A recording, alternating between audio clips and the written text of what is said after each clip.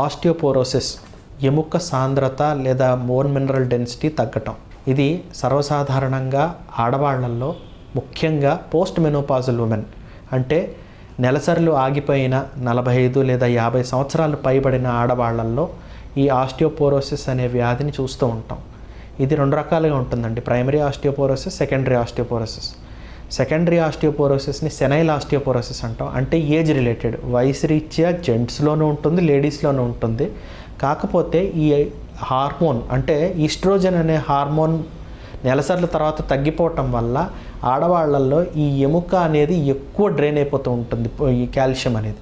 So కాబట్టి వీళ్లలో ఎముక పట్టుత్వం తగ్గిపోయి తరచుగా బాడీ పెయిన్స్ రావటం, మజిల్ క్రాంప్స్ రావటం, ఆడవాళ్లలో అయితే తరచుగా కళ్ళు తిరిగి పడిపోవటం, పడ్డప్పుడు ఫ్రాక్చర్స్ అవ్వటం, ముఖ్యంగా తొంటికీలు కానీ లేదా మణికట్టు రిస్ట్ జాయింట్ కానీ ఫ్రాక్చర్స్ అవ్వటం,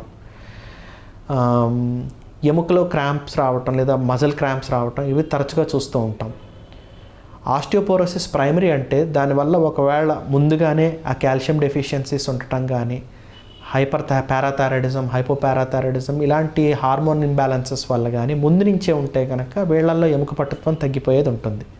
దీనిని గుర్తించడం ఎలాగంటే బోన్ మినరల్ డెన్సిటీ అనే ఒక పరీక్ష ద్వారా ఎముక పట్టుత్వం నార్మల్గా ఉందా, బోన్ లాస్ ఉందా, ఆస్టియోపోరోసిస్ ఉందా అనేది స్కోర్ ద్వారా మనం కనిపెట్టచ్చు. క్యాంప్స్లో బోన్ మినరల్ డెన్సిటీ అనే పరీక్షలని ఫ్రీక్వెంట్గా చేస్తూ ఉంటారు ఈ మధ్య.